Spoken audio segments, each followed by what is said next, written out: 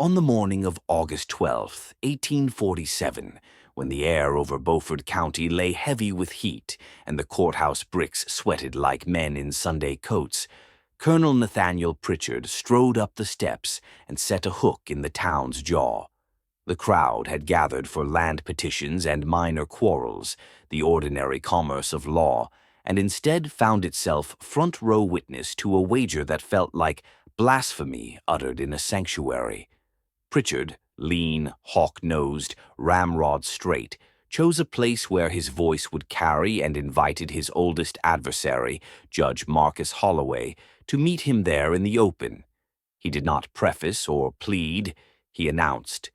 The murmur spread like a wind through wheat and turned to stillness when he named his terms, and it was the sort of stillness that has its own sound. "Your strongest slave," he said, each syllable clipped and precise, "against my 5 daughters."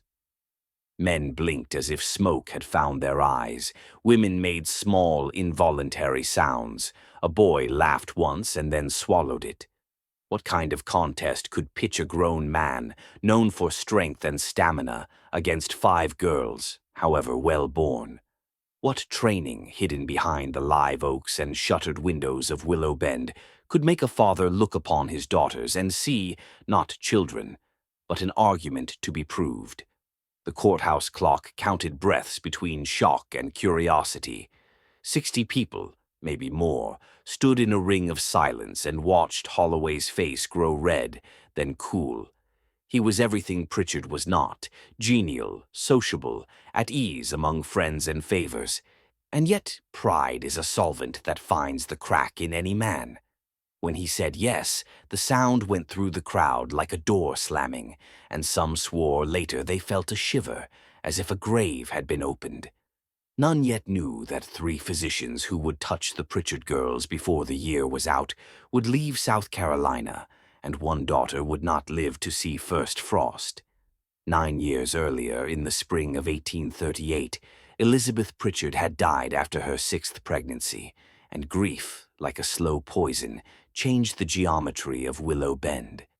Nathaniel, educated at the College of Charleston and tempered by 3 Prussian years among drill grounds and journals, had already spoken the language of improvement the way evangelists speak of salvation. Numbers, measures, controlled variables, the body as instrument. Widowhood hardened that accent into creed. He retreated inside the plantation's gates and drew the bridge up behind him, hiring a housekeeper and a governess as one installs apparatus, not companionship. Church pews that had held the Pritchard girls went empty. Their laughter no longer drifted across the rice fields. When neighbors asked after the daughters, Nathaniel smiled with a scholar's patience and said he was supervising an education uncommon in its scope, a system designed to draw out excellence the way a good vintner coaxes depth from a stubborn grape. At first, the design looked like diligence, extra riding at dawn, navigation by compass and star, long walks that unspooled across the pine lands until the girls' cheeks flushed and their lungs learned new music. Then the hours lengthened, the smiles thinned. A mistake meant a day without supper. Failure to hold a seat at a gallop meant repetition until thighs burned and hands blistered new skins over old. He took notes like a quartermaster. Miles covered, heartbeats at rest and after strain, the time it took for a tremor to quiet. He sketched graphs no one else would see. He told himself he was a father in the Republic of Reason, banishing softness for their good. And because the gates were closed and the servants knew the cost of telling, the county had only rumors to light its nights, and rumor is a poor lantern against deliberate darkness. Holloway, whose land pressed along Pritchard's like 2 stubborn shoulders, had grown up with Nathaniel in a long simmer of boundary disputes that never boiled over into feud. They were rivals in the genteel low-country manner, shaking hands with fingers that itched. In July of '47, in the courthouse shade, men were talking labor and yields. Holloway, bourbon-bright and buoyed by his audience, declared what half the planters believed, and all repeated. that male bodies were fashioned by Providence for tasks that punished sinew, and there was an end to it. Pritchard, who breakfasted on contradiction as other men did on hot bread, cut in softly and set the room on its heels. Capacity, he said, was not a gift, but a harvest. Cultivate it, and girls could match any man's endurance or discipline. Laughter, uneasy, relieved, a door out of the moment, spattered the walls. Holloway flushed and called it absurdity dressed as philosophy. Name a challenge, Pritchard said, and what began as talk hardened into terms. 30 miles, Holloway proposed, through the hardest country between their properties, creeks that bit the ankles, ridges like ribs under sand, palmetto that scratched scripture upon bare skin. 3 days hence. My 5 girls against your best man, stakes to make it serious. The disputed 50-acre timber tract worth thousands, its pines whispering coin. They shook hands, old habit, old theater, and someone said he heard a crow call 3 times as if to witness. If any thought Pritchard would retreat to sense, they did not know him. He never made a wager that did not already fit into a diagram pinned in his mind. The day broke like a fist. Heat set its palm on the county before breakfast and pressed. By 7, wagons and riders gathered where the course began, hats shading eyes, fans flickering like moths along the ladies' gloves.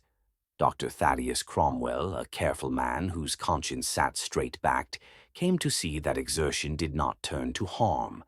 The terrain, a stitched quilt of pine and creek and sand, would turn careless men into cautionary tales. For girls, it should have been unspeakable.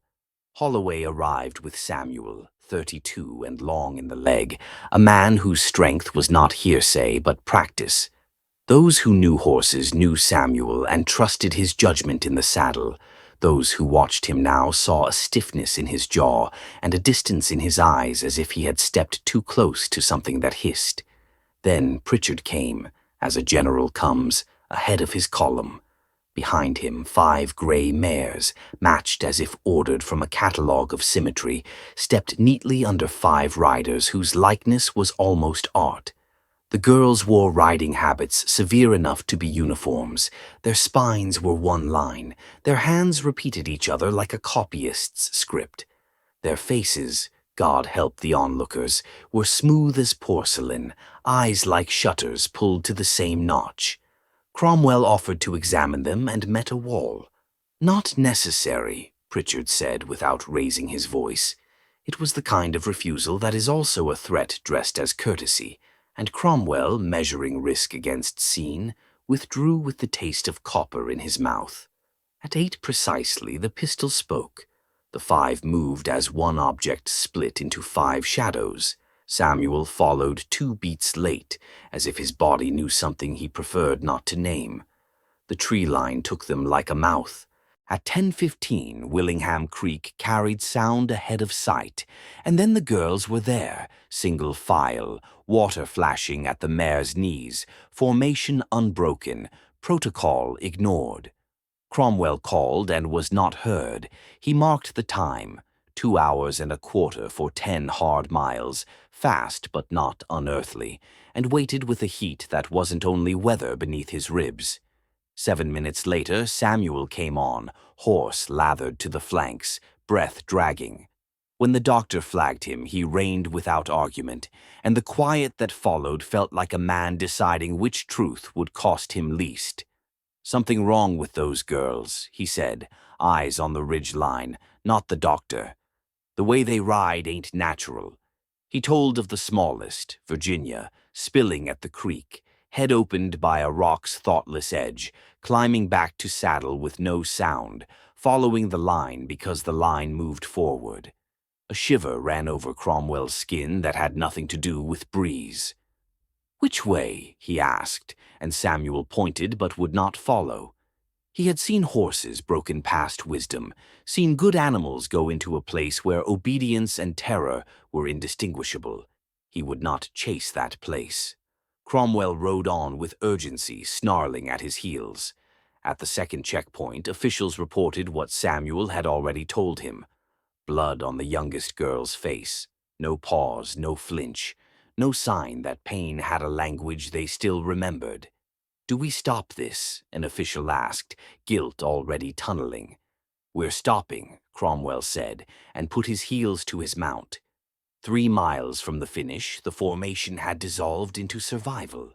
One rider slumped, another's lips bled where she had bitten them into straight lines. When Cromwell cut Caroline off at the bridle, her pupils were wrong in the bright day, her hands blistered to raw, and behind the glass of her composure, something shook like a bird inside a chimney. "Please," she whispered, the word falling like a bead of water on iron. "We have to finish." What followed felt like a parable and a threat, written in the same ink. Virginia lay senseless. Elizabeth staggered under blood and silence. The 3 eldest moved because motion had been commanded long ago and never revoked. Nathaniel Pritchard arrived with rage showing briefly like a blade snatched and hidden again. He ordered the path cleared the way one orders men to open a lane for artillery. Cromwell, his voice tuned by oath, not fear, refused. He named crisis, not competition, and for an instant Pritchard's hand drifted toward the pistol at his belt, as if testing the weight of one law against another. Calculation overcame fury. Performance returned to his face. "Of course, Doctor," he said, and the charade of concern began. A wagon carried the 5 back to Willow Bend. The crowd followed at a distance, as people always follow calamity, unable to help, unwilling to turn away. Cromwell examined the girls under the house's high ceilings, while Pritchard paced the way a man paces while solving proof work. What Cromwell wrote later into his private book has the dry grammar of science and the ache of a psalm. He recorded muscle hypertrophy beyond expectation, fractures knit poorly and often, old collarbone damage, fingers that had healed crooked, calluses like armor. He wrote of faces that did not move when a needle did, of girls who asked if they had performed adequately when he told them they were in danger. He wrote a sentence that any decent world would have turned into action. "I believe these women are prisoners." But the world has its own pace for decency, and Beaufort's laws were written by men whose imaginations did not include the possibility that a father could be a warden. Samuel's refusal to ride became a whispered sermon among the enslaved, the kind men carry under the tongue and pass along like contraband. He told Holloway later how the girls looked through people instead of at them, and how that look reminded him of horses broken past kindness. The county shifted its weight, muttered, and did nothing.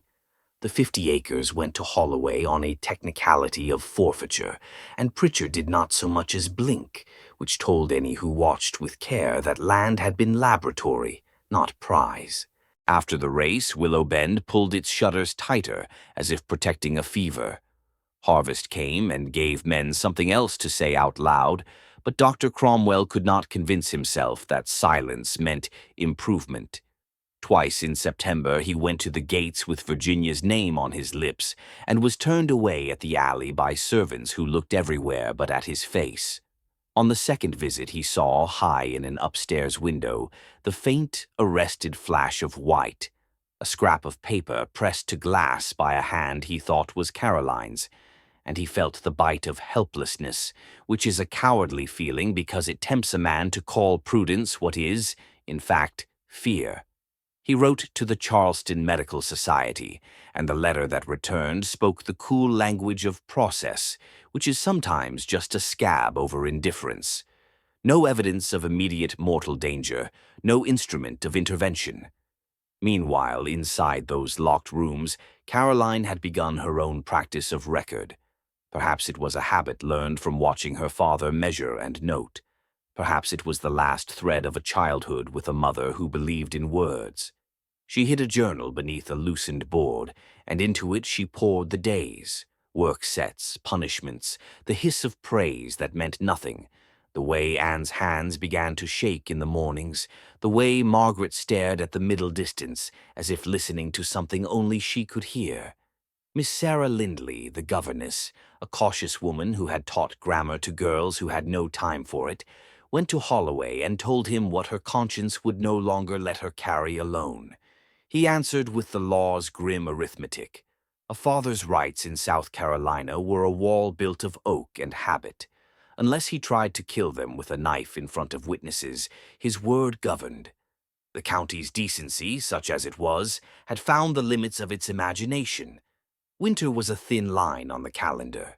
In the study, Pritchard stacked books on physiology and military science like a fortress and muttered about proof and repeatability. He had treated the race not as warning but as data. He would refine his method. He would demonstrate again.